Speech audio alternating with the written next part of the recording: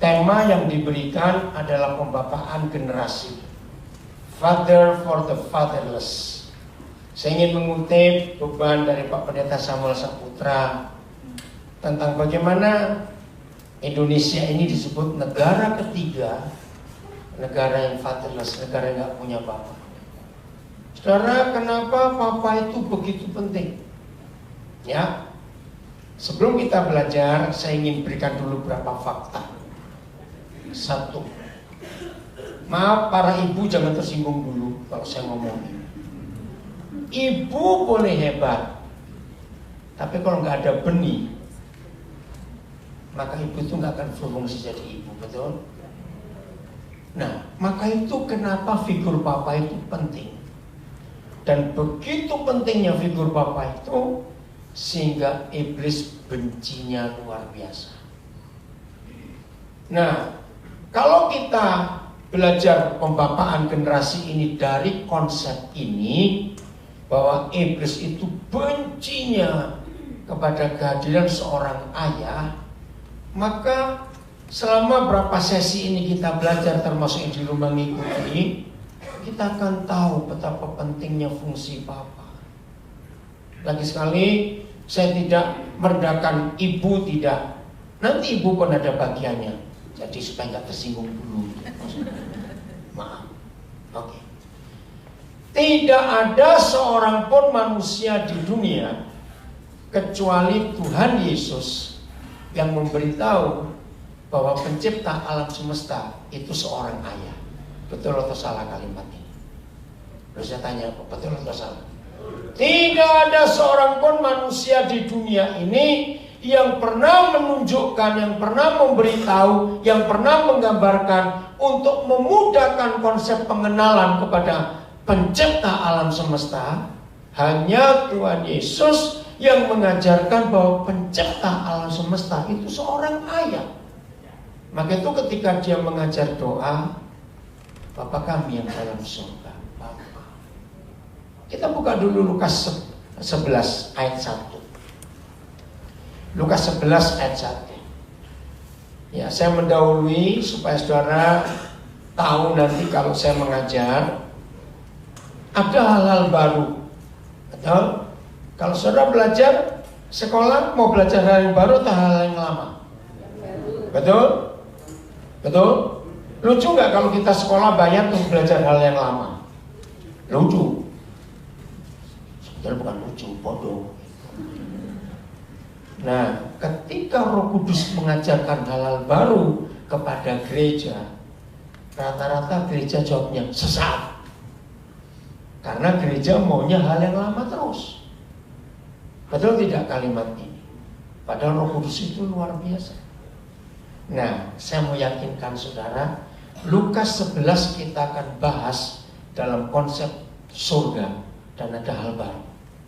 Maka itu nanti kalau hal baru muncul, saya minta dengan segala hormat dan saya respect kepada saudara, jangan berkata sesat, jangan.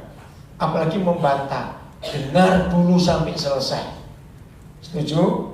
Supaya saudara nggak stuck, nggak berhenti, stop di pikiran itu. Bayangkan kalau ada orang kuliah, begitu dosen ngajar, nggak cocok ini, dulu nggak begitu. Rugi nggak orang mahasiswa itu bayar mahal-mahal untuk kuliah, nggak mau dengar hal baru. Pada suatu kali,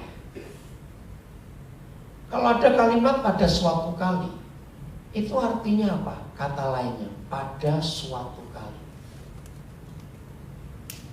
Apa kata lainnya pada suatu kali? Oh, susah kan itu. Pada suatu kali. Artinya apa?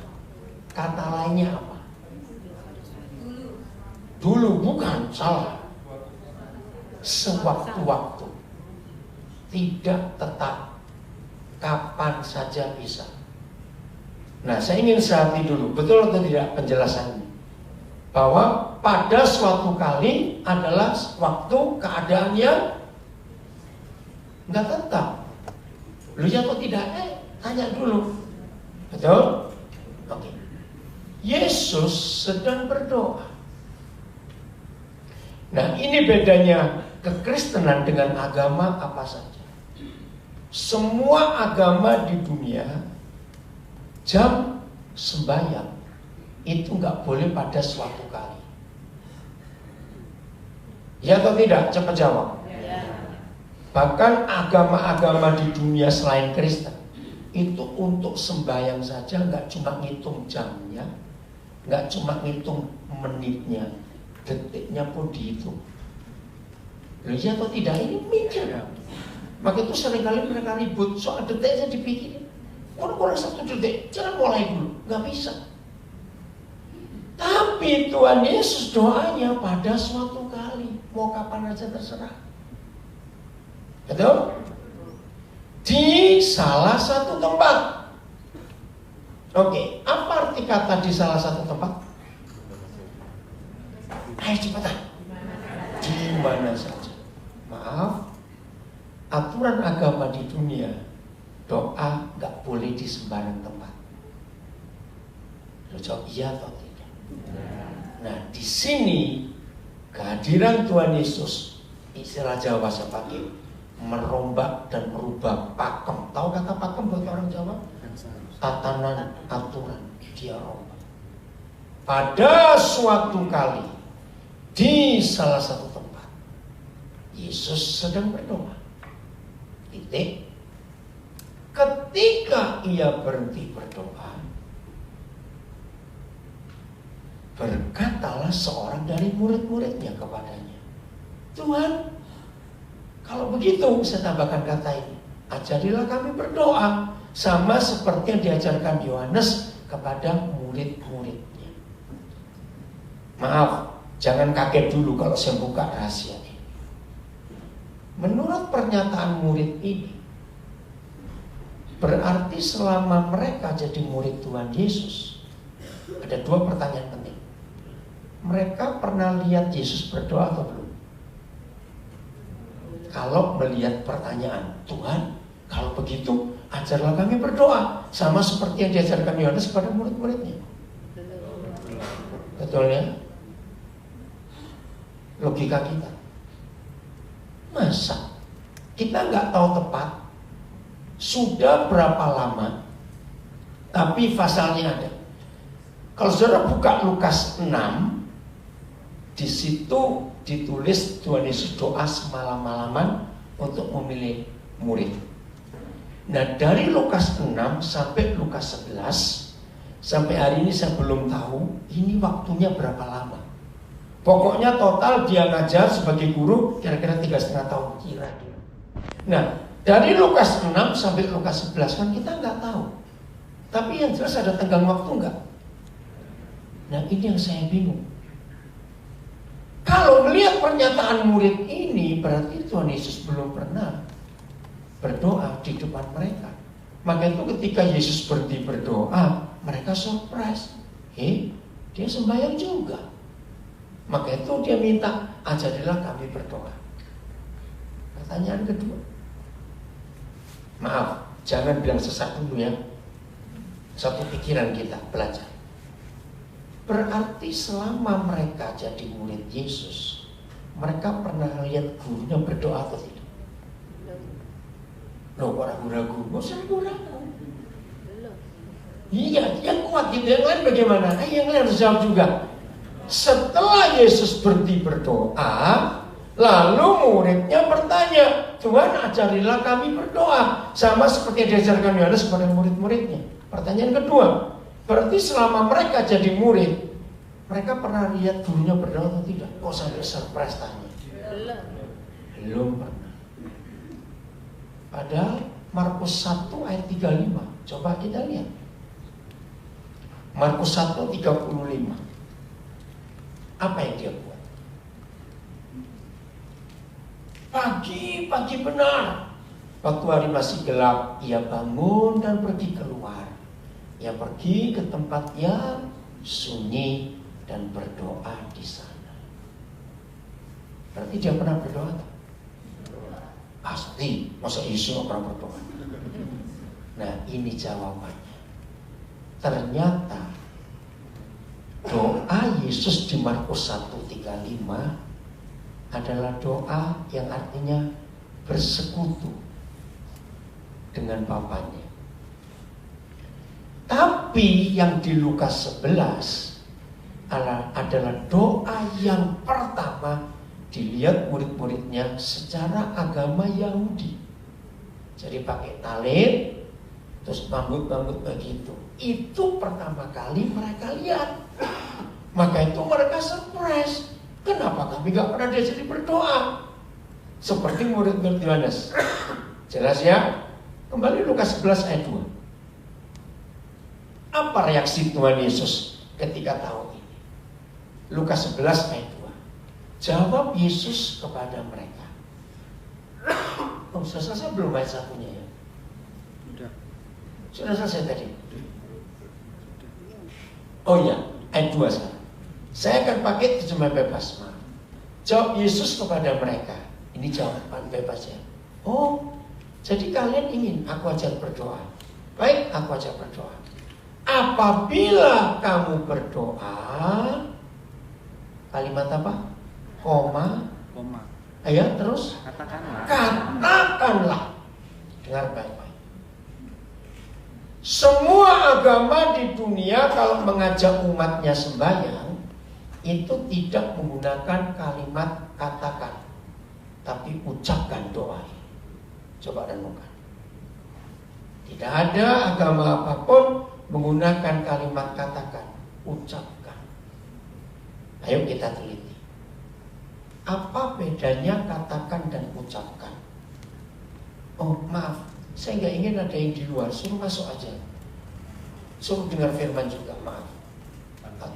Iya enggak apa-apa, justru panitia harus dengar. Lagi merekam. Ayo masuk, mejanya dipindah ke dalam. Lupa saya ini kalau ngajar teliti. Tadi saya minta dari Andio juga untuk masuk dengar. Saya nggak ingin ada yang kelewatan. Ayo masuk semuanya. Ini apa panitia juga suruh masuk. Ayo, ini nona atau ibu masuk cepat. Loh kok keluar ke sana? Siapa itu? Balik. Enggak, kok mejanya bawa ke dalam. Cepat angkat, cepat. Ayo mejanya angkat ke dalam. Masuk Pak Samuel yang nggak ketahui. Mana yang lain anak-anak muda ini? Ayo cepat. Ya, ke ujung belakang sana. Sisiu ke belakang sana. Pak Gideon udah sampai ikut juga ke belakang sana. Mundur, ya terus ke sana. Ayo masuk. Salam. Ya, jadi nggak ada yang di luar ya, harus masuk ke dalam. Dengar firman. Saya kalau diundang ke gereja-gereja juga, pas ada pakai makan, saya paling ribut di dapur. Dapur kosong, harus masuk. Saya bilang jangan sibuk ngurus makanan, soalnya nggak diberkati. Nggak, maksudnya bukan belakang, samping situ aja, di deretan situ. Saya, udah, ya. Ayo, duduk semuanya, duduk, jangan tempat duduknya ya. Jadi reaksi Tuhan Yesus itu luar biasa. Oh, kalian minta aku aja berdoa. Baik, katakan kalau kamu berdoa. Nah, di dalam semua agama ucapkan kalimat doa. Saya ingin serasa dulu, ya atau tidak? Apa bedanya to say and to tell? Apa bedanya katakan dan ucapkan? Ayo, mana yang lebih akrab? Mana yang lebih apa itu? Bukan akrab, apa ya? Apa? Formal, betul. Terima kasih. Mana yang lebih formal antara katakan dan ucapkan? Ucapkan itu formal. Katakan itu dialog. Ini loh bedanya, saudara. Ada yang bawa Alkitab bahasa Jawa? Saya ingin lihat. Oh, saudara tinggal di Jawa Tengah seperti Alkitab bahasa Jawa juga. Ada yang punya Alkitab bahasa Jawa? Maka tipun waos, kalau ingin mireng. Mana? Ada yang coba angkat tangan yang bahasa Jawa? Ada enggak? Katakan, ini penting. Nah, saudara perhatikan. Apabila kamu berdoa, katakan. Enggak formal. Ucapkan, itu formal. Apa kata pertama? Perhatikan komanya juga. Apa kata pertama? Bapa.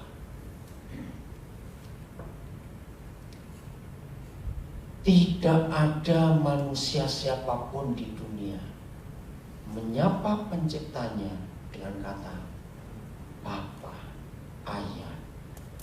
Romo. Bapak. Nah, saya tidak pernah menggunakan kata Bapak buat bahasa Indonesia, manggil Bapak di surga, saya panggil dia Bapak. Karena kata Bapak bagi bahasa Indonesia adalah sebutan laki-laki yang kita hormati. Sehingga kalau ada laki-laki atau pria yang kita temui jauh lebih muda dari kita panggil Bapak. Maka itu kalau kita pakai bahasa Indonesia, Bapak kami dalam surga, itu konotasinya seperti Bapak Lurah, Bapak Gubernur, Bapak Guru, Bapak siapa lagi. Nggak nyambung dengan ayah. Maka itu dalam bahasa Jawa sebut Romo, bukan Bapak. Ngerti nggak perbedaan?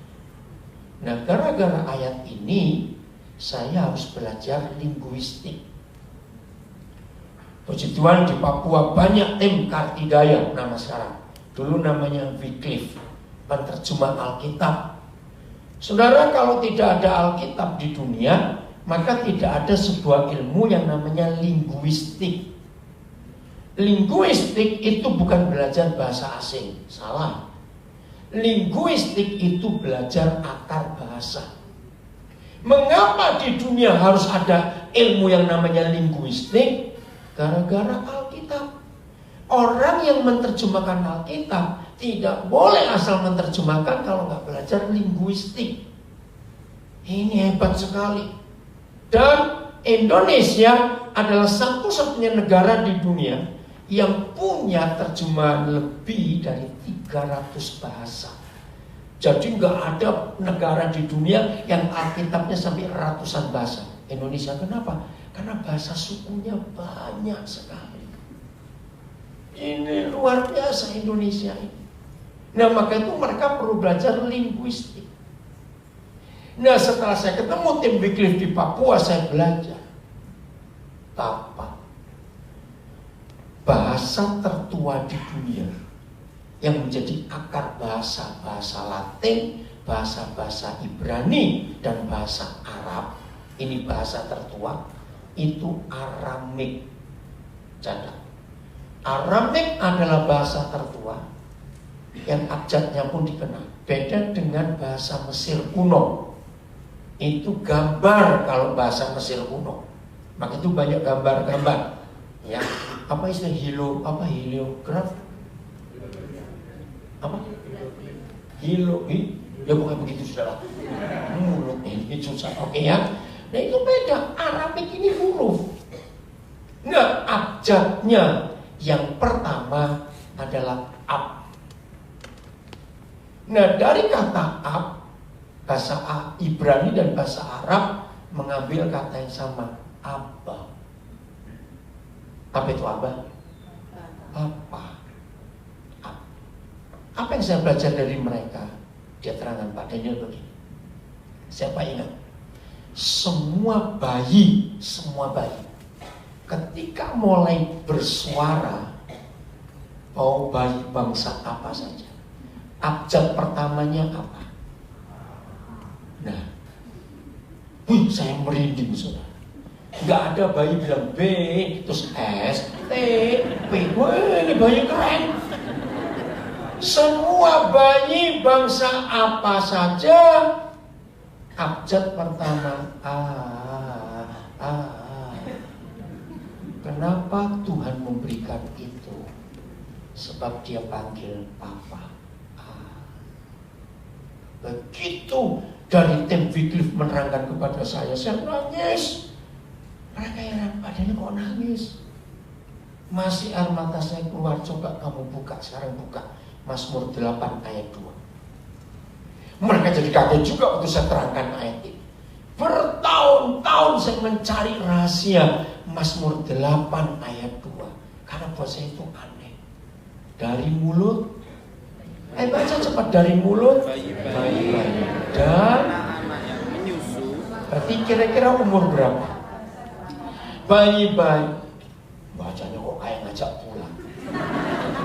Saya nggak suruh baca habis, satu kata ini saya terangkan. Maka itu saya harap saudara para hamba Tuhan belajar. Kalau saya diajar Roh Kudus itu per kata. Kemarin yang nggak hadir supaya tahu juga, Matius 5:18 itu sangat mempengaruhi saya dalam belajar Alkitab.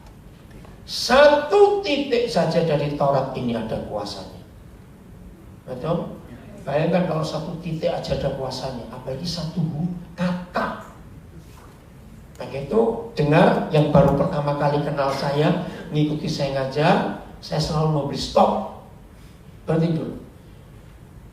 Bayi-bayi dan anak-anak yang menyusu itu umur berapa kira-kira? Pasti di bawah setahun. Ya, dengarkan. Telah, bukan akan. Telah apa? Kau letakkan. Apa kata lain kau letakkan? Taruhkan. Apalagi? Kau letakkan. Kau bangun. Apalagi? Tempatkan. Apa yang ditempatkan Tuhan, apa yang diberikan Tuhan, apa yang dibangun Tuhan di mulut bayi-bayi dan anak-anak yang masih menyusu, yaitu fondasi kekuatan karena lawanmu, bukan lawannya bayi-bayi itu,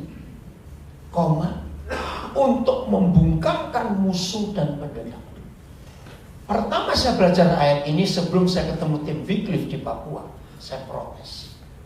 Saya bilang, Papa, sadis sekali. Masa anak masih menyusu dan bayi-bayi kau ajak perang? Lu ini perang gak?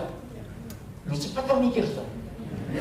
Setuju gak kalau bayi-bayi diajak perang? Jawab, setuju gak? Enggak, kejam sekali. Tapi begitu tim Wycliffe menjelaskan, saya menangis. Coba ingat, antara manusia dewasa dengan bayi-bayi, siapa hidupnya lebih rentan, lebih berbahaya? Nah, mama-mama jangan sombong ya. Kalau bayimu nangis, oh lapar kali, siapa bilang? Mana tuh gak bisa ngomong. Oh mungkin dia basah, kencing. Itu kan cuma nebak-nebak, mama-mama, kok gak jawab tuh? Lu ya atau tidak? Gak ada yang tahu. Ini ngapain bayi ini nangis? Rewel kenapa? Kalau orang-orang tua bilang kembung, bukan. Nah maka itu yang paling tahu keadaan mereka adalah papanya penciptanya. Amin. Yang paling tahu. Kedua, di dalam semua bencana alam, di dalam semua kecelakaan alat-alat transportasi, yang sering selamat, yang gede dan bayi. Ini ayatnya. Ketika bayi-bayi itu dalam keadaan bahaya, sebab musuh-musuh Tuhan ingin membunuh bayi-bayi itu, di mulut mereka Tuhan letakkan dasar kekuatan. Oh gak ada yang aneh. Saya semangat ini ngomong, ini dahsyat sudah. Maka itu saya nangis.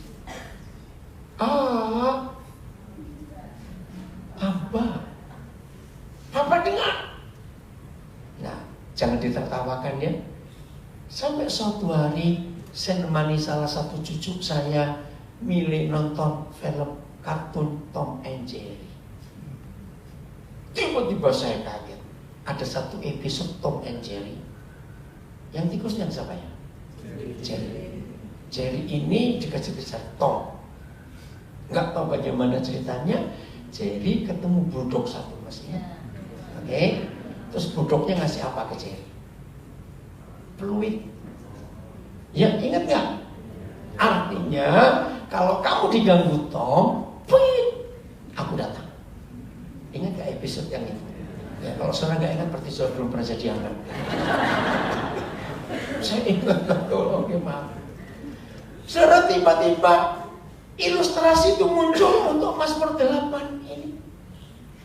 Ketika bayi-bayi dan anak-anak yang masih menyusu dalam bahaya, mereka panggil Papa, datanglah pertolongan itu. Hebat ya? Kembali ke Lukas 11 ayat 2. Apa apabila kamu berdoa, katakan Bapa, Ab. Di dalam agama tidak ada maaf. Ini konsep penting dalam hidup kita. Jadi Tuhan ingin hubungan kita dengan Tuhan itu hubungan anak dengan ayahnya. Tidak ada yang lain. Papa. Dahsyat sekali firman. Mazmur 103 ayat 13. Mazmur 103 ayat 13. Kita lihat ini konsep yang luar biasa. Seperti siapa? Papa. Terus kan? Sayang kepada anak-anaknya. Demikianlah Tuhan. Stop dulu. Berarti Papa di surga, Tuhan kita menggambarkan dirinya seperti siapa? Papa.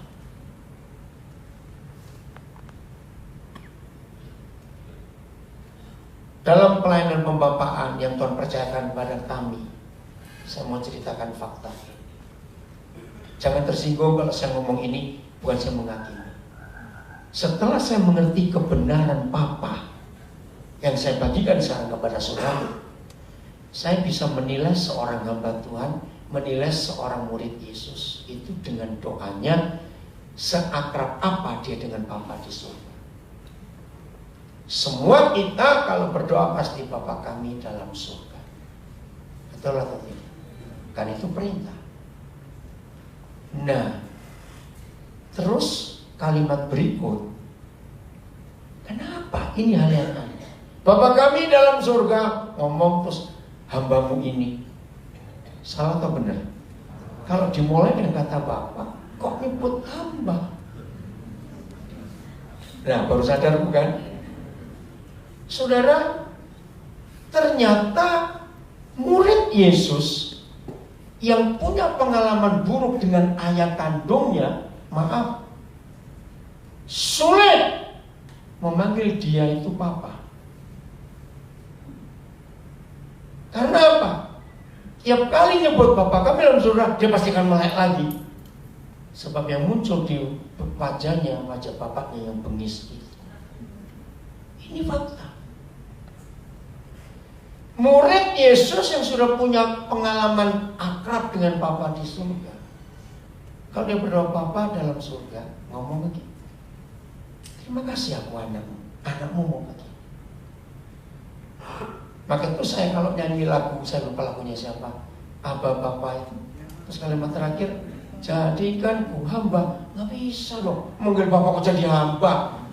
Saya ganti, jadikanku anak setia kepadamu. Ingat lagu itu? Nah ini pengalaman.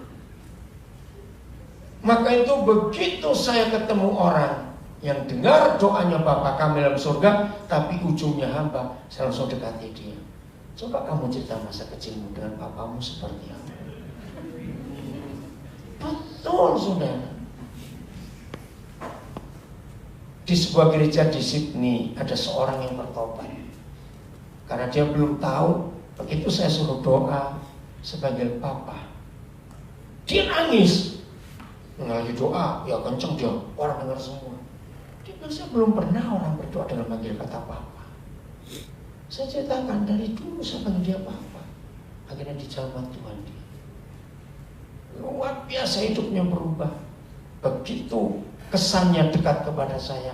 Waktu dia menikah, dia minta izin kepada gembalanya untuk saya berkati, karena saya belum pernah mengalami perubahan itu.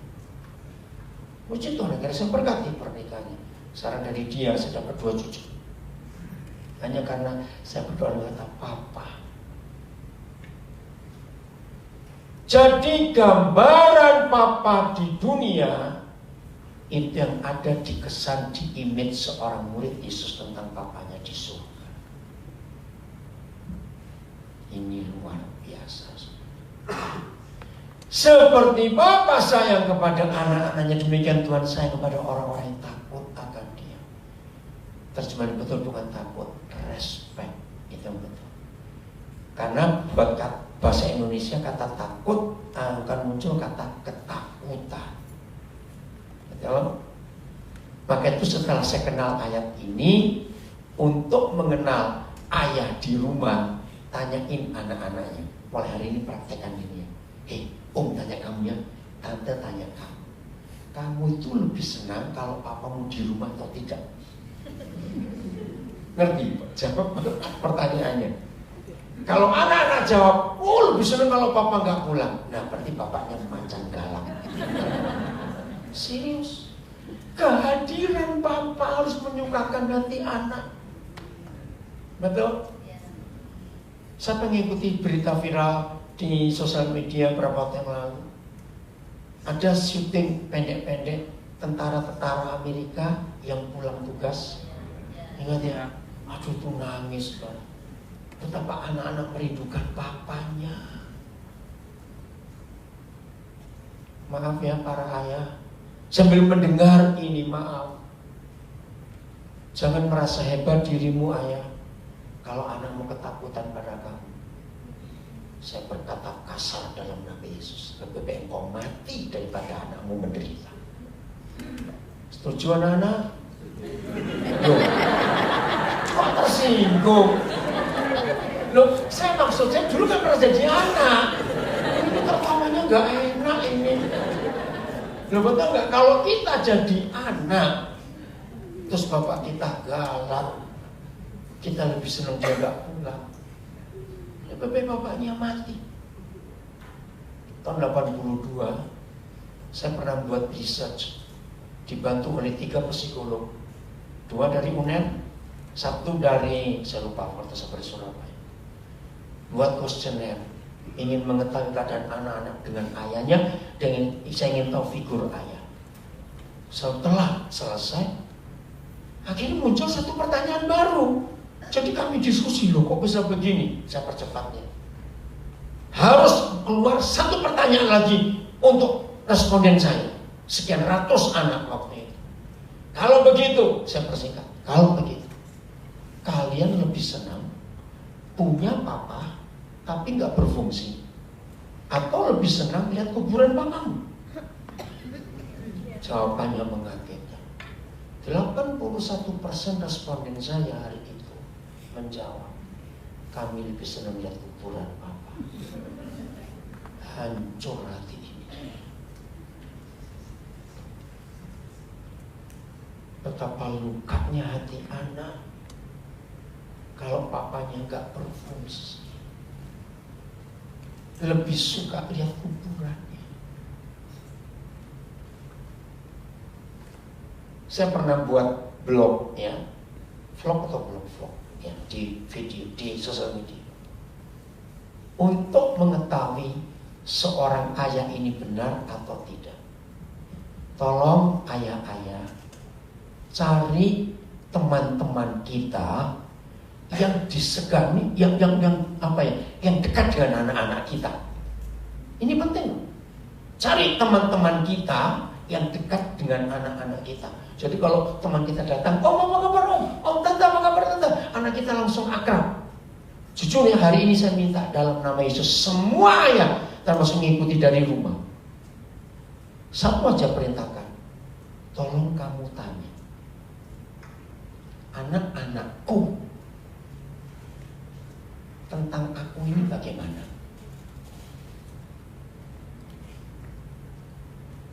Kalau para ayah berani menggunakan teori ini, maka kita tahu kita ini ayah yang model apa. Ngerti maksudnya? Yang kedua saya ajarkan, suruh teman-teman anak kita cerita kepada kita sebagai ayahnya anak-anak kita tentang kita. Biasanya anak-anak cerita gak ke temennya, gak jawab. Nah, dari situ kita akan tahu di mata anak-anak kita ini siapa. Jadi ada 2 ya. Satu tanya siapa tadi? Teman kita. Kedua tanya temannya anak-anak. Maaf, Jangan ada ayat arogan di sini. Tidak mau gunakan buah ini dalam nama Yesus. Serius. Iblis sudah sangat berhasil. Dengar, iblis sudah sangat berhasil merusak generasi. Bukan lewat diskotik, narkoba, pornografi. Tidak. Kemarin kita belajar hal yang pertama, saya paksa saudara.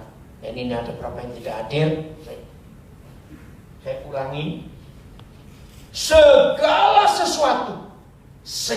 sesuatu, baik maupun buruk, gagal maupun berhasil, pintar maupun bodoh, sehat maupun sakit-sakitan, apa saja. Kalau saudara setuju kalimat ini, jawab ya yang kencang supaya setan dengar. Segala sesuatu itu selalu dimulai di rumah.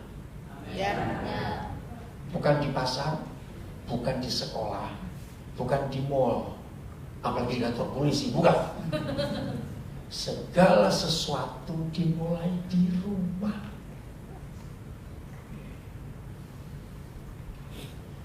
Hanya bahasa Indonesia yang saya tahu, nggak ada perbedaan kata rumah. Di bahasa apa saja ada perbedaan, a house dan a home. Bahkan bahasa Jawa ada kata griyo lan panggenan. Bahasa Mandarin pun ada kata ja dengan fangzi. Bahasa Belanda ada kata huis and tos. Dalam bahasa Jerman ada kata haus dan heim. Saya mempelajari itu untuk menemukan kebenaran Alkitab ini. Griyo itu fisik, panggenan itu suasana. Orang kaya bisa bangun a house dengan duitnya, ya atau tidak? Tapi a house yang mewah belum tentu a home. Jawab ya atau tidak? Nah, kalau a house bisa dibangun dengan uang, a home hanya bisa dibangun dengan pengampunan. Catat ini. Luar biasa Alkitab. Maka itu pengajaran tertinggi dari Tuhan Yesus bukan kesucian, tapi mengampuni. Betul? Maka itu sampai dia tulis di Ibrani 12 ayat 14, kalau kamu gak berdamai dengan semua orang, kamu gak bakal melihat Tuhan. Artinya apa? Kalau kita masih punya musuh, Ibrani 12 ayat 14 ya, kalau kita masih punya musuh, kita gak bisa melihat Tuhan. Satu-satunya ayat dalam seluruh Alkitab, catat, satu-satunya ayat, gak ada dua, gak ada tiga, yang memberitahu kita kapan, mengapa, kok bisa, di mana, bagaimana kita disebut anak-anak Tuhan. Itu cuma satu ayat, Matius 5 ayat 9. Kamu disebut anak-anak Tuhan kalau kamu membawa damai. Saudara tolong perhatikan, enggak ada ayat lain seluruh Alkitab yang memberitahu kita kenapa, bagaimana, kapan kita disebut anak-anak Tuhan. Hanya waktu membawa damai. Artinya, kalau kita punya musuh, maka status sebagai anak itu gugur. Pertanyaan saya, kira-kira di gereja termasuk pendeta dan jemaat, bakal sedikit atau banyak yang jadi anak-anak Tuhan? Sedikit. Ayo jujur, siapa yang masih punya koleksi musuh? Awas pura-pura. Loh ya, kan koleksi itu. Loh betul gak? Apa sih namanya koleksi? Disayang-sayang, diingat-ingat, disebut-sebut. Loh betul gak? Kira-kira banyak gak orang punya koleksi musuh? Nah, ini dia. Ini cuma cerita ya, jangan, saya pun gak mau tanya. Suatu kali ada teman saya ketemu saya, kamu tidak dikejar setan. Iya ya, kok juga ada minum gak? Ada. Kenapa? Sini baru pulang gereja. Terus ada yang saksi. Saksinya apa? Dia mati 3 jam hidup lagi. Terus dibawa ke neraka. Terus dia ketemu pendeta 2. Nah, dia sebut namanya, satu itu pendeta saya. Terus saya bilang, loh kok ada pendeta masuk neraka? Stop ya, awas kamu jangan ngomong siapa namanya, saya nggak mau tahu. Kalau saya kenal saya jadi ngeri juga dong ya. Saya sebutkan ayat ini, Matius 5:9 dan Ibrani 12:14. Orang Kristen tidak berzina, orang Kristen tidak merampok, tidak mencuri, tidak macam-macam. Keren nggak hidup kayak begitu? Tapi kalau masih punya satu musuh, tetap akan ke neraka. Karena kalau nggak bisa melihat Tuhan, bisa ketemu tidak? Lu cepatan jawab. Nah, kalau nggak bisa masuk surga nggak? Begini jawaban teman saya. Oh betul, kami jemaat tahu dia itu susah ngampuni mama mertuanya. Nah itu dia. Oke, jangan cerita siapa namanya, bukan urusan saya. Serius. Jadi jangan anggap enteng tidak berdamai, itu perkara besar buat Tuhan. Ingat Matius 6 ayat 14-15. Bedanya kekristenan dengan agama-agama yang lain cuma satu ini. Ada banyak, tapi ini satu yang paling penting. Semua agama Tuhannya pasti memberi pengampunan tidak buat umatnya. Tapi pengampunan buat semua agama itu tergantung amalnya, puasanya, menyiksa dirinya. Betul nggak? Apanya lagi? Sedekahnya. Tapi Papa kita di surga mengampuni cuma satu. Apabila kamu mengampuni saudaramu, maka kamu diampuni. Jadi nggak ada macam-macam. Ayo kalau mau jujur, lebih ringan yang hukum kita atau hukum mereka? Ayo lebih serius saya tanya. Lebih enteng hukum siapa? Hukum kita atau hukum mereka? Ya hukum kita cuma ngampun, tapi sulit. Atau awas yang bilang, Pak Pendeta, saya itu nggak punya musuh loh, cuma ada berapa orang malas ketemu. Podo. Nggak punya musuh tapi malas ketemu. Awas kamu. Ayo, yang ada jujur hari ini engkau calon ke neraka gitu saja. Jadi hukum tertinggi yang Yesus ajarkan adalah mengampuni. Catat. Nah, iblis sudah sangat berhasil mencuri pengampunan dari pernikahan. Betul atau tidak? Maka itu ada perceraian karena tidak mengampuni. Jadi harta terpenting, hadiah terpenting yang Tuhan beri kepada semua pernikahan adalah pengampunan. Bukan emas 3 kilo, bukan duit sekian miliar, tidak. Dan harta ini yang paling dicuri suka dicuri. Karena iblis gak mungkin nyolong sandal jepit. Iblis mencuri, kalau mencuri paling yang mahal, yang mulia. Nah, itu pengampunan. Maka itu a home akan jadi neraka ketika suami istri tidak mengampuni. Saya putus dulu, saya akan bicara hal yang lain. Wih, 45 menit kok gak rasa. Dengar ya. Siapa yang percaya bahwa karakter anak itu nurun dari orang tua? Saya tanya, kalau dia itu angkat tangan itu loh. Ngacung. Betul? Hari ini saya buktikan suara salah. Ternyata karakter anak tidak pernah nurun dari orang tua. Tolong kursi-kursi bisa taruh sebelah kanan saya sih. Yang baru datang yang masuk, coba jangan berhenti di meja buku. Tolong anti offset, bukunya tutup dulu. Ayo masuk dulu semuanya. Maaf ya Pak Gideon, saya lupa beritahu. Memang kalau saya kemana-mana, saya pasti minta anti offset datang. Saudara, saya punya kebiasaan dari tahun 70 memberi hadiah apa saja harus buku. Sebenarnya itu buat orang pintar. Beri hadiah. Ada orang menikah, ada orang ulang tahun, orang pindah rumah, temanmu melahirkan, kasih buku. Setuju? Nah, kegagalan Indonesia dibanding Malaysia, jangan banding Singapura, kadoan. Malaysia saja. Kegagalan Indonesia dibanding Malaysia karena bangsa Malaysia suka baca buku, kita suka baca komik dan hoax. bertobat gitu. Oke ya, baca buku itu penting. Saya tuh membiasakan baca buku dari masih SD dulu, suka baca buku. Oke ya, lanjut. Jadi yang jawab saya tutup dulu ya. Ayo masuk. Oke. Ternyata karakter itu tidak nurun dari orang tua. Saya buktikan. Oke, itu di sini pembapaan itu penting. Dengan baik-baik. Siapa yang lebih dari 2 saudara kandung? Jadi maksudnya bisa 3, ada ya, perhatikan. Dari 1 bapak, 1 ibu. Karakternya sama nggak? Nah, kok tadi ngomong iya? Berarti nggak pernah belajar. Nah, Roh Kudus suka ngajar saya hal-hal seperti ini. Saya terlalu percaya. Dengar, saya terlalu percaya. Masalah apa saja, hal apa saja dalam dunia, jawabannya ada di Alkitab. Hari ini panitia cuma menyediakan 2 sesi, saya akan usahakan 3 sesi. Jam makan dikurangi.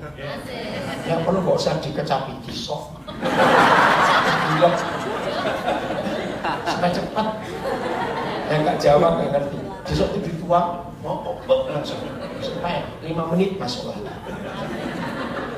Nek orang kolu, orang sembuh pangan, gue mulai.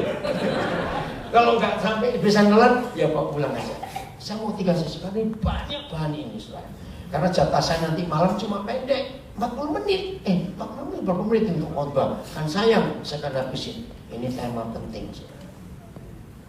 Lalu dari mana karakter anak ini bisa muncul? Jawabannya ada di Alkitab. Hebat buku yang sama.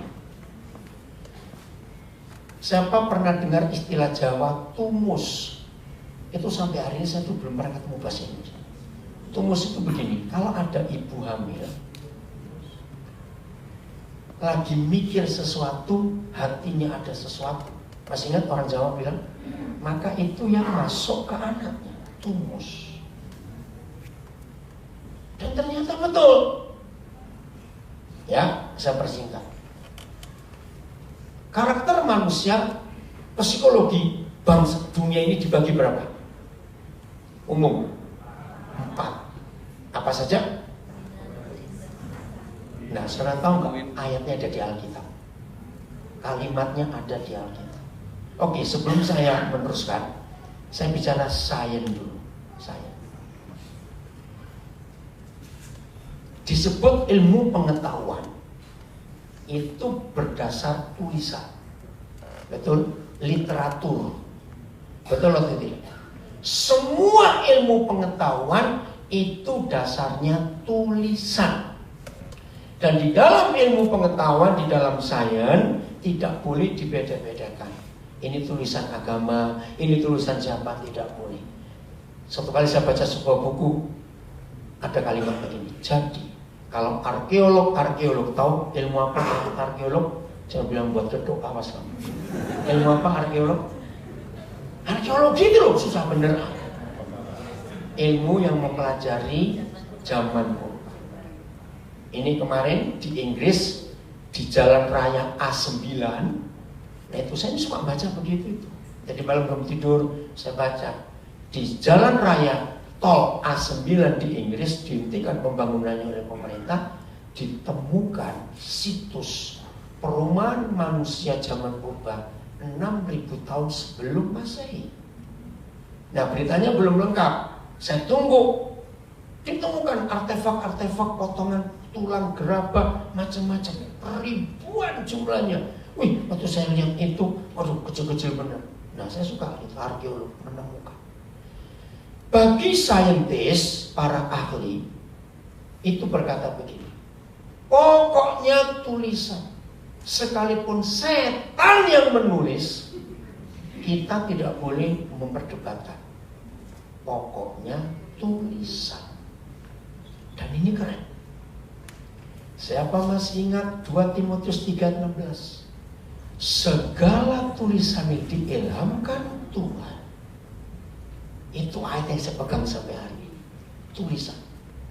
Siapa tahu kenapa negara-negara bisa eksis tetap jadi negara sampai hari ini? Indonesia baru 74 tahun. Amerika 200 sekian puluh tahun, Eropa sudah ribuan tahun negara itu ada? Jawabannya karena ada undang-undang, betul tidak? Loh, saya tanya cepetan mikir. Kan ada konstitusi, betul? Konstitusi itu bentuknya apa? Tulisan. Perlu tahu nggak hasilnya di mana? Gak perlu. Maka itu kalau saya ketemu orang agnotis, orang skeptis, orang ateis, saya cuma ngajak ngomong. Kamu percaya tulisan nggak? Ya. Kamu kuliah nggak? Ya. Kamu lulus nggak? Ya. Nah, waktu kamu baca buku di kuliah, perlu nggak ketemu penulisnya? Itu jawaban cepat. Kenapa enggak? Bukan, sudah mati. Percaya. Sudah mati. Betul tidak? Kedua, banyak orang menyalahkan Alkitab. Itu bukan aslinya. Saya tanya, perlu nggak orang tahu aslinya konstitusi? Perlu tahu nggak buku aslinya? Belajar kuliah cepetan? Enggak. Ini loh jawabannya. Segala tulisan yang diilhamkan Tuhan ada 5 akibatnya. Saya hafal, bisa merubah.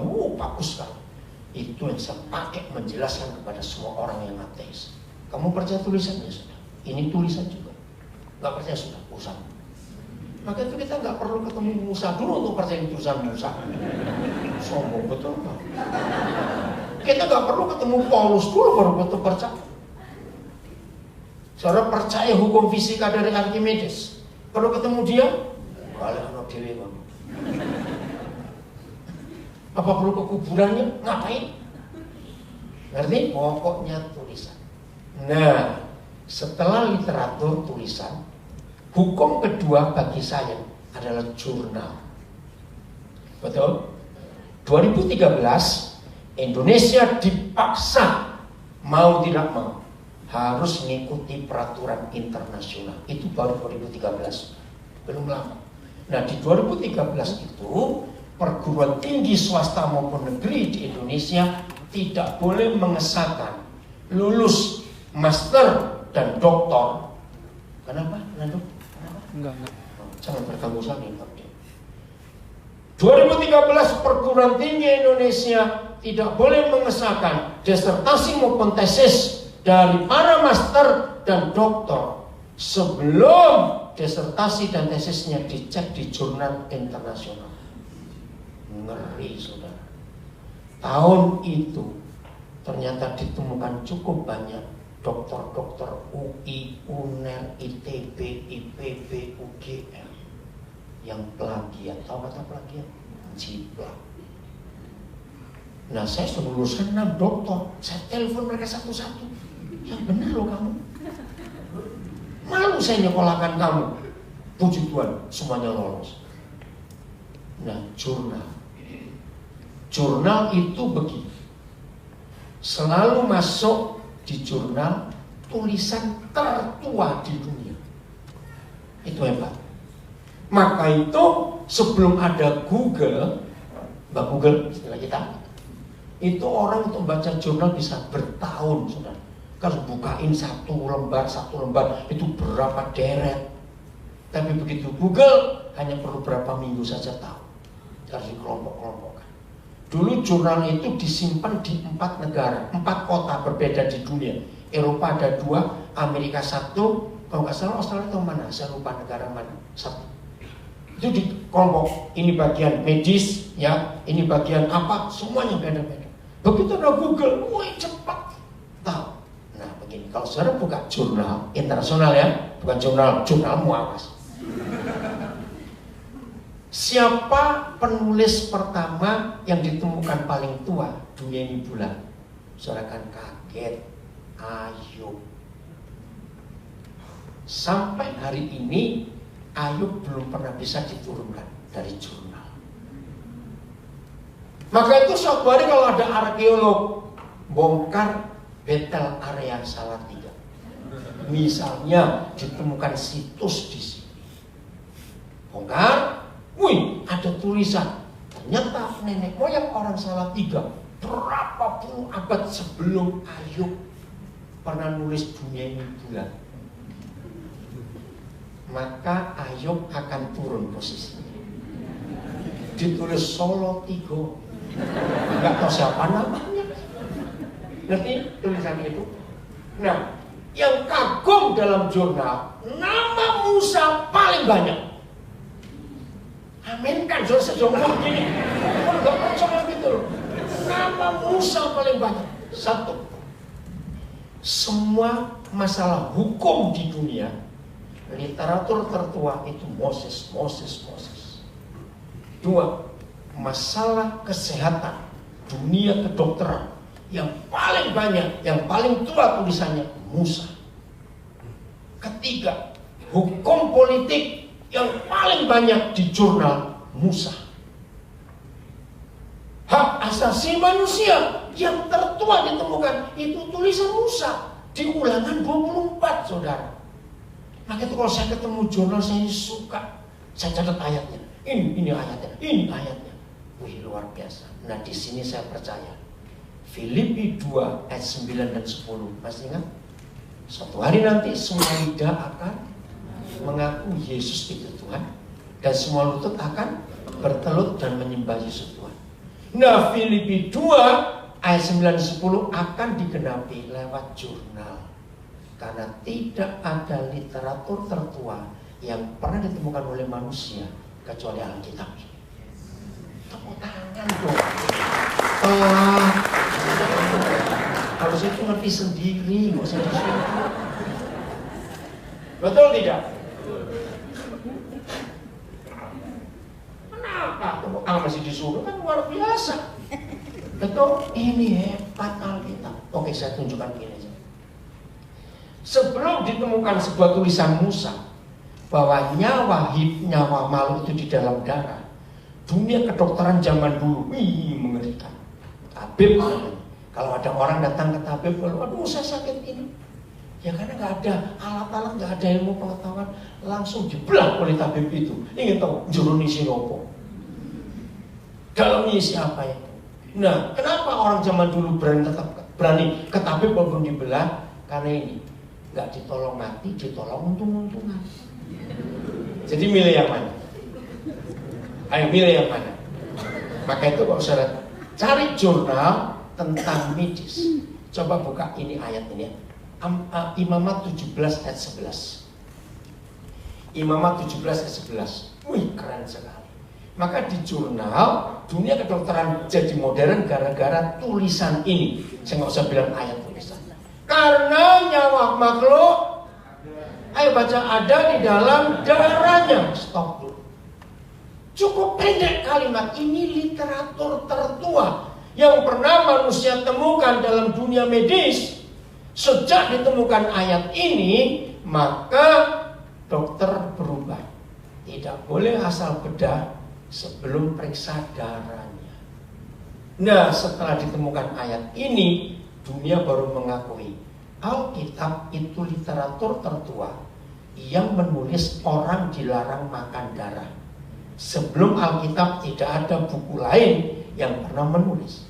Nah, setelah ditemukan kalimat ini, pantas darah nggak boleh dimakan, sebab semua penyakit adanya di dalam darah. Maka itu kalau ingin tahu sakit apa, bukan periksa dompet, tahu? Periksa darah. Maka itu papa melarang kita makan darah, sebab itu kotor. Nah, tapi akeh sing geragas. Banyak yang rakus bilang kan direbus dulu, ndasmu kotor. Sini orang Surabaya kalau ngomong kasar ya apa?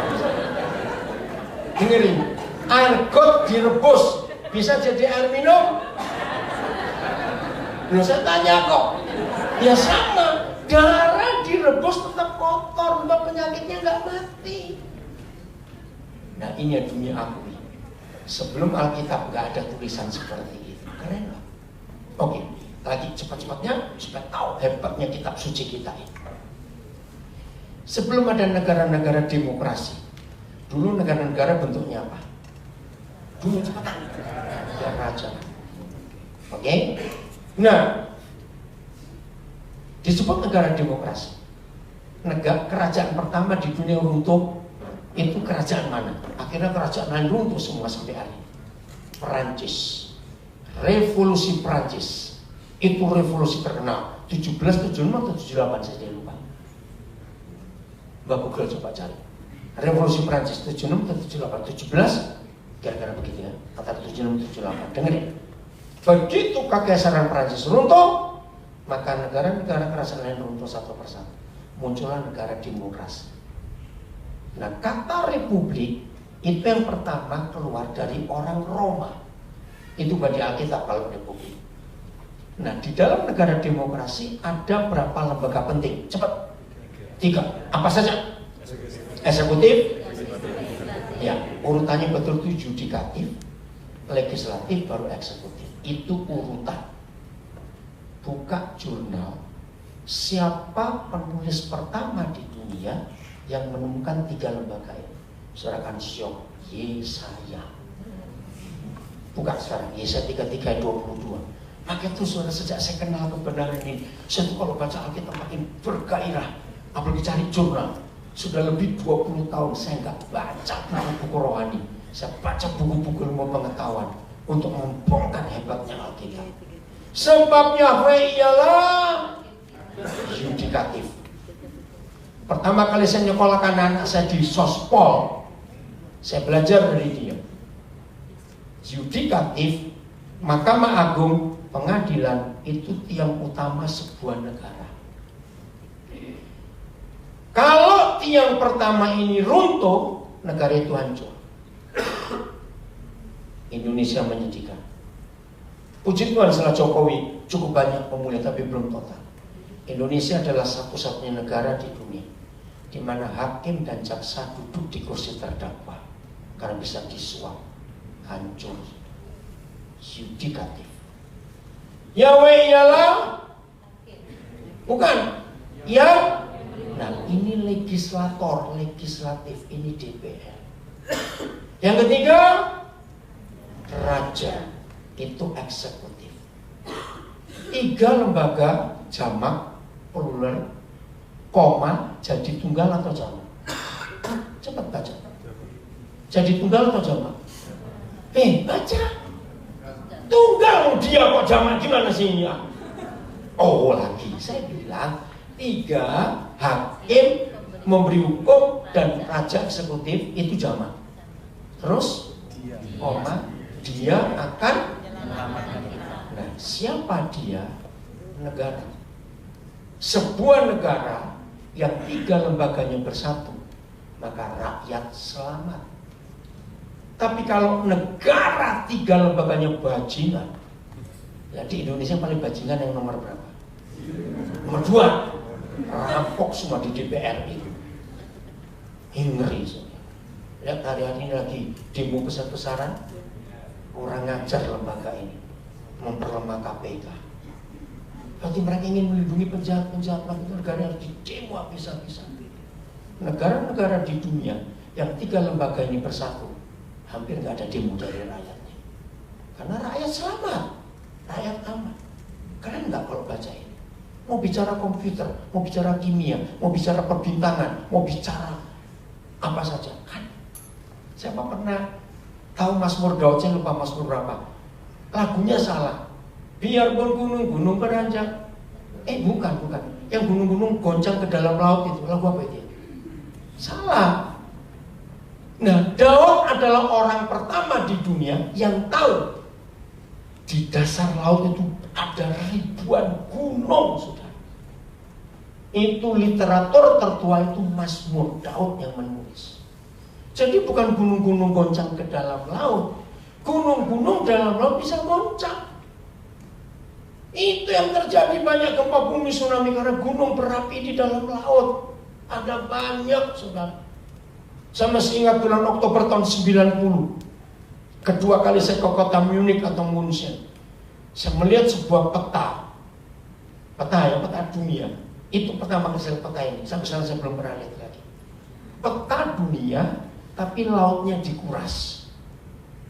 Jadi dasar laut, saya kaget, gunungnya banyak. Hanya ada 3 gunung yang paling tinggi di dunia. 1 di Selat Banda, 2 di Selat Jepang, 3 di Selat Afrika. Itu dalam, itu palung lautnya yang paling dalam itu di Jepang. Hampir 12 km dasar lautnya. Itu namanya tubir laut. Kalau saudara baca kitab Sefanya. Nah, dalam kedua itu di Selat Banda 11.000 meter, 11 km. Lalu yang ketiga di Afrika. Ngeri saudara. Maka itu manusia nggak bisa sombong. Kalau Tuhan tersinggung dibeledos no kafe. Ngerti kan? Nanti ini Tuhan tersinggung diledakkan semua gunung-gunung. Jadi apa kita ini? Itu hebatnya Tuhan kita. Ngerti ya? Aduh sayang waktunya. Ada banyak yang lain. Saya kembali. Kita masih bahas tentang karakter manusia nurun atau tidak? Tidak. Lalu dari mana? Nah ini dia dari Alkitab. Ya betul dari Alkitab. Oke. Kita buka Yesaya 43 ayat 18 cepat. Yesaya 43 ayat 18. Dari sini karakter itu muncul. Oh, sebelum saya bahas ini, 4 tadi ya, Yesaya lagi. Yesaya 30 ayat yang keempat. Yesaya 30 ayat 40. Coba lihat dulu. Yesaya 30 ayat 4 atau 40. Oh ya, 40 ayat 4. Maaf. Yesaya 40. Jadi literatur tertua, kenapa kejiwaan manusia dibagi 4? Nah ini, setiap lembah harus ditutup. Ini melankolis. Orang yang merendah terus, aku ini jelek, aku ini gak bisa, aku ini bodoh, aku ini begini. Sembuhkan orang itu. Dan setiap gunung dan bukit diratakan. Ini yang beledak-beleduk, sanguin. Kayak roller coaster, ribut aja orang ini. Harus diratakan. Tanah yang berbukit-bukit, ini pelin-pelan. Data ini kolerik atau pragmatis di sini. Dan tanah yang berlekuk-lekuk, orangnya licik, suka ngeles, nggak berani ngadepi fakta. Pilih kan ya. Nah inilah literatur tertua tentang 4 kategori kejiwaan manusia. Dan sampai ini di jurnal belum pernah diturunkan Yesaya ini. Ini luar biasa. Oke, Yesaya 43 ayat 18. Nanti saya beri waktu untuk kita diskusi. 43 ayat 18. Firman-Nya, janganlah ingat-ingat kapan? Hal-hal yang dahulu. Dan janganlah perhatikan hal-hal yang dari zaman purbakala. Mengapa Papa di surga menggunakan 2 kata waktu yang berbeda? Hal-hal dahulu dan zaman purbakala. Coba di laptop gereja ada terjemahan bahasa Inggris, terjemahan apa? Apa bahasa Inggrisnya? Saya lebih suka NLT atau Amplified. New Living Translation atau King James. Ya udah. The former things and the things of old. Oke. Mana yang lebih bahasa Indonesia lagi? Balik bahasa Indonesia.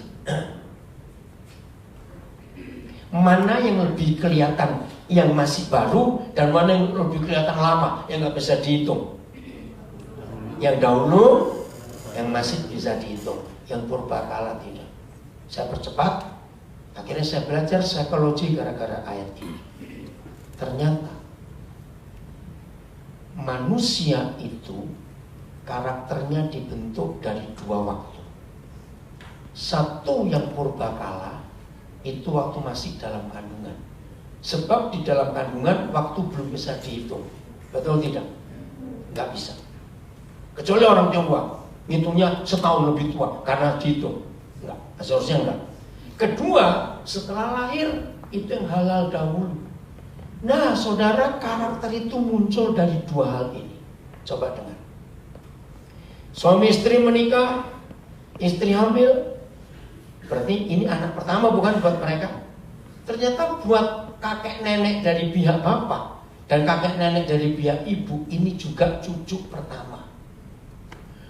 Jadi kira-kira ibu hamil ini dimanja nggak? Oleh suaminya, oleh orang tuanya, oleh mertuanya. Dimanja tidak? Dimanja. Percayalah, selama kandungan 9-10 hari, ibu ini bahagia terus. Pasti akan lahir anak yang sanguin, cerewet, rame, tertawa terus. Karena suasana hatinya dari mamanya tulus. Berapa waktu kemudian hamil anak kedua, ternyata masalah terjadi. Saya bilang jelek ya, suami selingkuh, ekonomi kacau, mertua menyalahkan mantu, dokter menasihatkan kandungan ibu sangat lemah, harus istirahat di tempat tidur selama 4 bulan. Saya tanya, ibu ini ngalami apa? Stres, mengalami tekanan. Anak yang satu dari satu papa dan satu mama. Yang pertama sanguin, yang kedua pasti melankolis. Begitu didekati, lucu di gudang, waktu masih bayi. Ada nggak bayi seperti itu? Nah, itu melankolis. Kenapa? Karena mamanya selama mengandung tekanan batin. Saudara, luar biasa. Lahir. Coba, siapa pernah punya saudara, keluarga, atau teman yang bapak ibunya itu tugasnya pindah-pindah, entah tentara, entah diplomat, atau apa saja. Anak satu lahir di Amerika, anak kedua lahir di Belanda, misalnya, anak ketiga lahir di Afrika.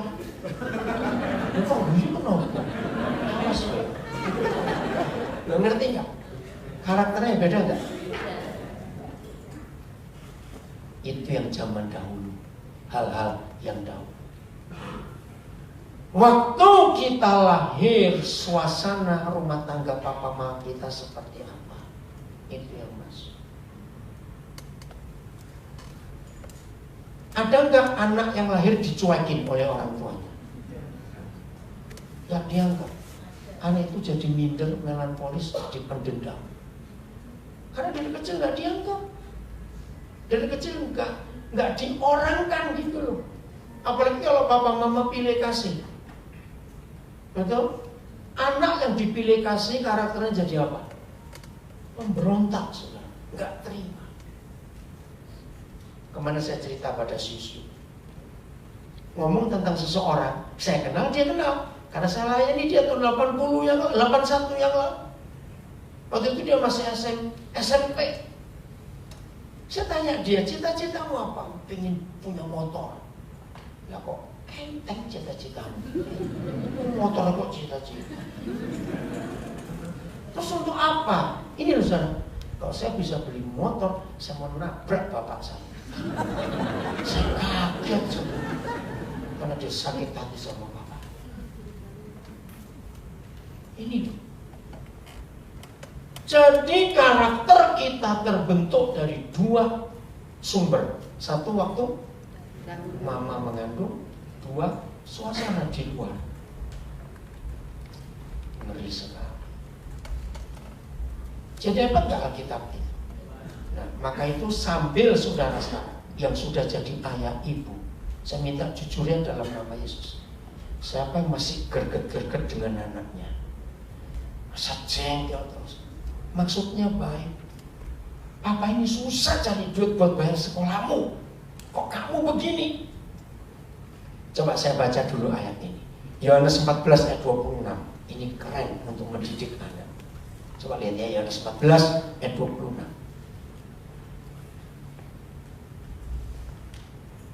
Habis ini masuk sesi kedua, cepet-cepet ya. Ada makan kok, jangan khawatir. Saya lihat tadi sudah datang kotakannya di belakang sini. Saya lihat tadi waktu saya kencing, saya lihat. Tapi isinya apa saya nggak tahu. Percaya pokoknya enak.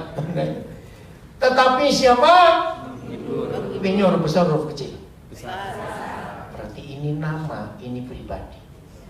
Tetapi penghibur yaitu siapa? Roh Kudus yang akan diutus oleh Bapa dalam nama Kristus. Kalau orangnya disebut penghibur, jadi kerjaannya apa? Coba bilang mana nih, awas. Apa kerjaannya? Menghibur. Tapi firman bilang dialah yang akan diutus.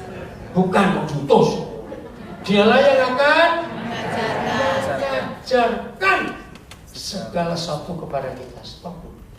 Saudara, sejak saya menemukan prinsip ini, saya menemukan teori ngajar yang luar biasa. Begitu lihat kalau saya ngajar, saya selalu ngajak guyon karena ayat ini. Jadi mengajar itu menghibur, bukan bentak-bentak, nyeneni, terus bawa rotan lagi. Maka itu sejak saya ngerti ayat ini, mama tidak boleh ngajar anaknya di rumah. Oh, amin. Kenapa? Cepetan jawab. Kenapa mama nggak boleh ngajar anaknya di rumah? Ayo cepetan. Karena rata-rata mama itu kalau ngajar anaknya balak. Heran loh, kalau ngajar anak tonggo kok api-api. Tobat kamunya. Betul, kenapa kalau ngajar anak orangnya kok manis-manis? Kok ngajar anak muslim nggak bisa manis-manis begitu? Jadi mengajar itu menghibur. Saya punya pengalaman yang luar biasa. Saya lupa tahun 2000 berapa awal. Sekolah Metodis di Daan Mogot, Jakarta. Itu ketua yayasannya ngundang saya karena mereka tahu saya ini pendidik untuk bertemu orang tua murid yang mengalami kesulitan. Nah, saya pakai ayat ini. Jadi kalau ngajar itu menghibur, ceritakan begini begitu segala macam. 4 bulan kemudian ada orang telepon saya nggak kenal. Namanya Timotius, saya nggak sebut siapa. Pak, terima kasih Pak. Saya hadir untuk Bapak ngajar di sekolah anak saya. Yang di mana? Metodis. Oh ya. Sekarang anak saya 3 laki-laki, pinter Pak matematikanya. Saya ajari dengan cara itu. Sebentar. Gimana? Saya pakai Batman, Superman dan Spiderman. Maksudnya? Seingat saya nggak ngajar itu loh waktu itu. Betul, Bapak nggak ngajar itu. Cuma anak saya 3 laki ini, jagoannya itu nomor 1 milih Batman, nomor 2 Superman, nomor 3 Spiderman. Terus, nah saya itu sudah habis guru les 4 untuk bayar ngelesi anak saya matematika, nggak ada yang sanggup. Padahal saya bayar mahal. Terus gimana Bapak ngajar? Jadi suatu hari saya duduk. Kalau ada apel saya pakai apel, ada telur saya pakai telur, ada permen saya pakai permen. Terus ini Batman punya 5 apel, dicuri 2 oleh Superman. Hah? Terus Spiderman iri, ngambil yang ini. Oh iya, saya bilang, saya nggak ngajar begitu. Memang tidak. Cuma saya dapat ide untuk menghibur. Keren loh saudara. Anaknya pintar matematika. Nah, maka itu lihat anak saudara senangnya apa. Awas ngajar mentak-mentak. Lebih baik mati kamu. Loh betul nggak? Kan lebih baik bapaknya yang goblok, anaknya pintar. Kok nggak amin ya? Makanya sini kalau ngomong tak gitu nggak usah basa-basi. Betul? Jadi kita harus mengajarkan anak-anak itu kebenaran yang luar biasa. Jadi mengajar itu apa? Menghibur. Ajak anak-anak jalan-jalan, belajar di kolam renang. Kok nggak amin? Amin. Betul nggak? Belajar di taman yang indah, sejuk, belajar. Sudahlah, itu menghibur. Amin. Anak-anak kita pasti pintar. Amin. Jelas? Jadi suasana dari luar dan dari dalam itu mempengaruhi karakter anak-anak kita.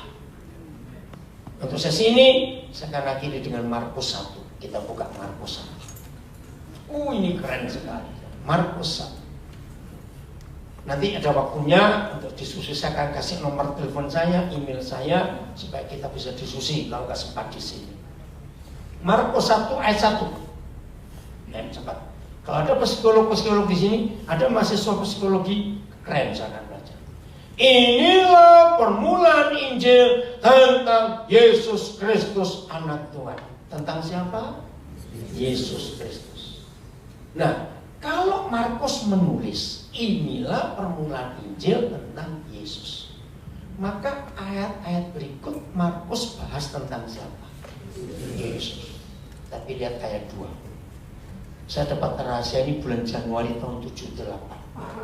Waktu itu saya diskusi dengan Ibu Esther Caroline. Masih ingat? Hamba Tuhan hebat, dia guru saya.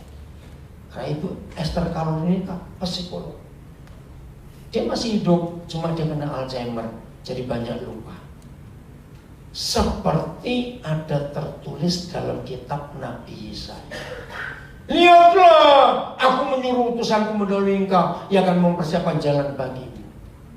Ini siapa? Yohanes Pembaptis. Yang tadi kita baca Yesaya 40. Nah di situ saya bilang, Ibu Esther, coba lihat. Yang ditulis tentang Yesus Kristus. Permulaan Injil. Kenapa yang dibahas tentang Yohanes Pembaptis? Ini jawabannya. Injil Yesus Kristus tidak bisa masuk ke hidup seseorang kalau jiwanya enggak dibajak dulu, jiwanya enggak disembuhkan dulu dari sangungin, kolerik, pragmatis, apalagi melankolis. Sembuhkan dulu masa lalu. Ini tugasnya Papa yang menyembuhkan. Ngerti? Maka itu saya belajar dari Alkitab. Nanti saya tunjukkan ayatnya. Sesi ini saya akan akhiri. Ada 3 bukan fungsi, 3 hal yang paling dahsyat yang dimiliki oleh seorang ayah yang sangat dibutuhkan oleh anak-anaknya. Tolong catat. 1, Papa harus memberi rasa aman di hidup anak-anak. Maka itu jujur, saya sudah mengajarkan tadi, untuk kenal siapa kita bagi anak-anak kita harus cari siapa tadi yang pertama? Masuk Papas. Cari teman kita yang anak-anak baik, yang baik dengan anak-anak. Suruh teman kita nanyai anak-anak kita. Bagi kamu papamu seperti apa? Kedua, tanya siapa? Temannya anak-anak. Jujur. Jadi papa nomor 1 supaya jiwa anak-anak karakternya baik, beri rasa aman. Kalau anak-anak merindukan papanya, berarti papa benar. Kalau papa nggak pulang-pulang, anak bilang boring. Tapi ini papanya ganas, betul? Nggak ada rasa aman kalau papa di rumah. Kedua, papa itu selalu memberikan space, sebuah ruangan untuk anaknya bisa bersalah, bukan boleh bersalah, beda. Bisa. Saudara, manusia nggak akan pintar kalau nggak belajar dari kesalahan. Betul atau salah kalimat? Semua inventor, tahu kata inventor? Penemu. Tidak akan menemukan sesuatu kalau nggak ada masalah dalam hidupnya. Maka itu papa, jangan pernah berkata, papa nggak mau kamu bersalah. Wih, sadis papa seperti ini. 1 akibat paling fatal, kalau papa ganas, takut anak berbuat salah, maka anak ini papanya selalu terlambat tahu masalah anak ini. Karena takut. Tapi anak-anak akan bahagia kalau anak-anak berbuat salah dan papanya bisa ngerti. Bukan setuju loh, beda. Ingat di Taman Eden ada bawa salah gak? Fatal. Tapi lihat sikap papa. Saya ingin bacakan sikap ini ya, rasa. Kejadian 3 ayat 7. Cepat, Kejadian 3 ayat 7. Ini dahsyat sekali. Oh, terima kasih papa, engkau baik. Ayo, Kejadian 3 ayat 7. Maka terbukalah mata mereka berdua, dan mereka tahu bahwa mereka telanjang. Lalu mereka menyemat daun pohon ara dan membuat cawat. Buat saya ini ayat yang paling lucu soal kita. Di mana lucunya? Apakah dari tadi mereka pakai celana? Terus, kenapa kaget mereka telanjang? Udah ditutup. Ini rahasia luar biasa. Ternyata ada bagian kemuliaan yang menutupi mereka. Maka itu gereja sangat salah kalau saudara berkata, mari beri kemuliaan, terus tepuk tangan, ngawur. Kemuliaan Tuhan bukan tepuk tangan, goblok. Tapi pakaian. Roma 3:23. Ketika manusia berbuat dosa, maka kehilangan kemuliaan. Maka itu ketika mereka jatuh dalam dosa, yang hilang pakaiannya itu kemuliaan. Bukan tepuk tangan, salah. Hebat. Jadi Tuhan dipermuliakan kalau kita pakai pakaian kemuliaan. Dan iblis nggak bisa lihat ketelanjangan kita. Setelah itu, ini fatal nggak ketika mereka jatuh dalam dosa? Lihat ayat 8. Sikap papa, tolong ya, papa-papa yang galak harus mati. Kok susah bener. Nah, kok bertobat mati, kesukaan sudah. Iya, udah bertobat kan lama mati. Atas nama anak-anak yang menderita saya berkata ini, setuju? Hanya anak-anak disakiti bukan di luar tapi dalam rumah. Ayo bertobat Bapak. Ketika mereka stop dulu. Ketika mereka mendengar ini, mereka sedang apa? Berbuat salah. Ketika mereka mendengar bunyi langkah Yahweh Tuhan yang berjalan-jalan dalam taman itu pada waktu hari sejuk, stop. Tuhan marah nggak? Kok tahu? Oke, kalau marah ayatnya bunyi apa? Yang benar itu. Tuhan gebrak, mau gitu. Saudara, saya nangis baca ayat ini. Padahal fatal nggak kesalahan. Harusnya Tuhan marah. Harusnya kecewa. Kalian merusak rencana Papa semuanya. Kamu tahu nggak kalau jadi Papa kamu biar mau bisa begitu bukan? Betul nggak? Papa yang begitu biasa. Ini saya nangis. Ketika mereka tahu berdosa, Tuhan jalan-jalan di taman itu. Waktu hari sejuk. Kalau marah terusnya harinya panas. Lo kok gue di kandang kok? Lo betul enggak? Panas toh, maka itu marah. Kubrak enggak jalan.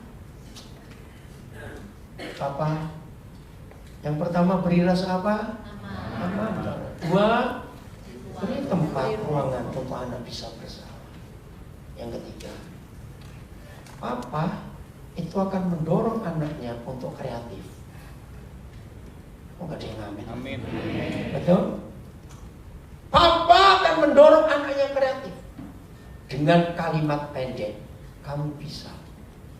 Saudara belajar psikologi, kata kamu bisa dari seorang papa itu lebih dari kuliah berapa puluh semester. Betul tidak? Kamu bisa, kamu bisa. Itu kata yang luar biasa. Maka itu Papa jangan merendahkan anak. Goblok kamu. Kok gak berani ngomong kayak opamu dan kayak papamu. Coba ngomong gitu. Loh betul gak? Loh kok gak wani ngomong. Kamu. Kalau anakmu bodoh gara-gara kamu, dasmu. Setuju? Anak pintar kan gara-gara kita juga. Kok nggak amin lagi? Itu Papa. Siap ya? Ini pembapaan. Tuhan memberkati kita semuanya. Oh luar biasa. Tepuk tangan buat diri sendiri.